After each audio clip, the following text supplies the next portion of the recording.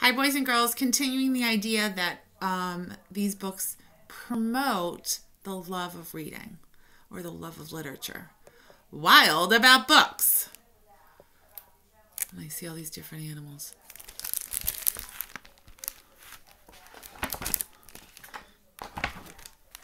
It all started in the summer of 2002 when the Springfield librarian Molly McGrew by mistake drove her bookmobile into a zoo. Molly opened the door and she let down the stair, turned on the computer, and sat in her chair. At first all the animals watched from a distance, but Molly could conquer the strongest resistance. So it's like library brought to you. Looks like a bus. By reading aloud from The Good Dr. Seuss, she quickly attracted a mink and a moose. Oh, it's rhyming. I love that. A wombat, an orc, a lemur, a lynx, 8 elephant calves, and a family of stinks.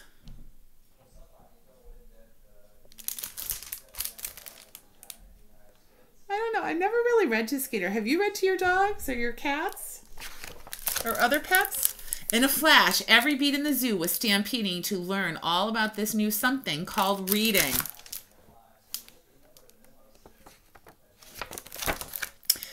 Forsaking their niches, their nest, and their nooks, they went wild, simply wild, about wonderful books.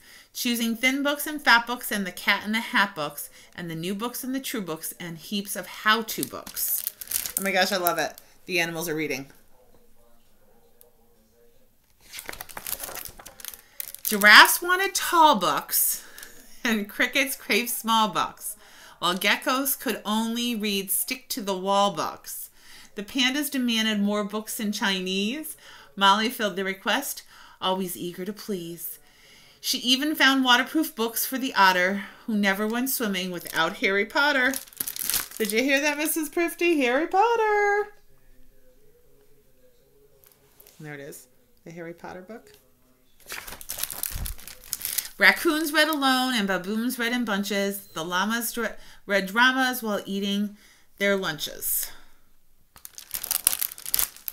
And then I love this author because look at, they did llamas. You know how there's 2 L's? She wrote lunches with 2 L's too. I think just to be cute. Because lunches doesn't have 2 L's. Hyenas shared jokes with the red-bellied snakes, and they howled and they hissed till their funny bones ached.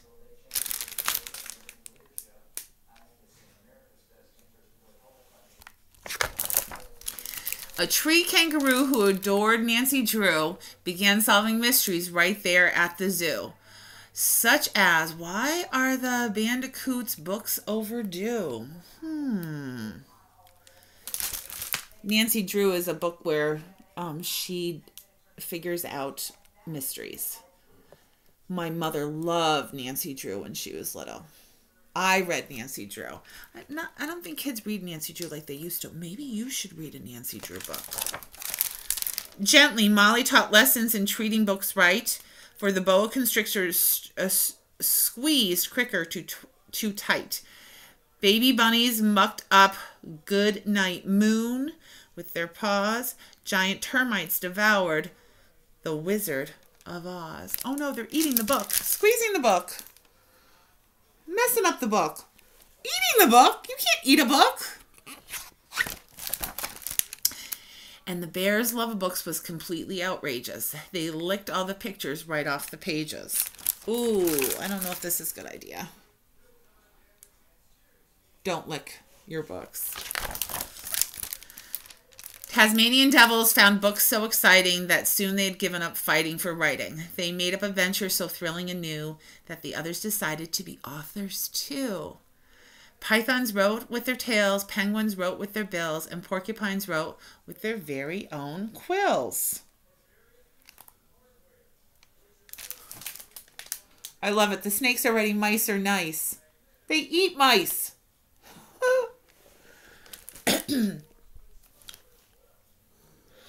And then the penguin, the Iceman cometh. At the new insect zoo, bugs were scribbling haiku. The scorpion gave each a stinging review.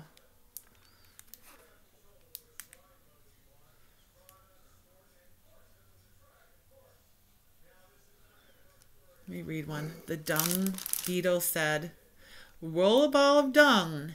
Any kind of poo will do. Baby beetle bed."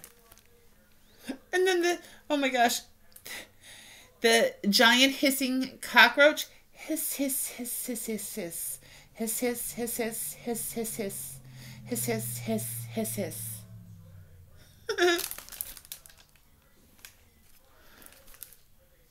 And then he said redundant, like you said it over and over and over.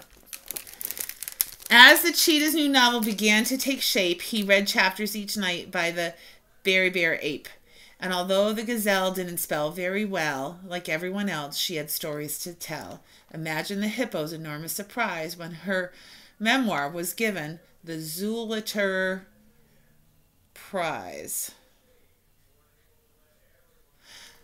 It was a dark and stormy night. The wind howled. The moon cast a mournful tale, a pale yellow glow. Dogs wailed in the ...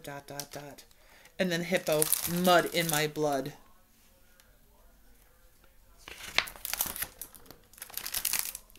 With so many books, Molly knew what to do. She hired 12 beavers, a stork, and a gnu to build a branch library there at the zoo. Then the animals cried, "We can do it ourselves. We can check out books. We can put them on shelves." And they did. And they do. Up to this very day.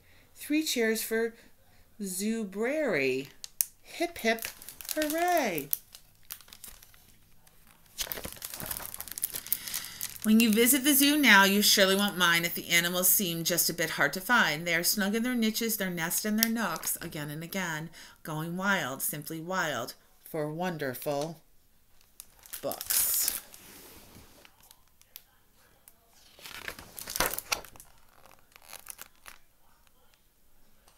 What book makes you go wild? Think about it.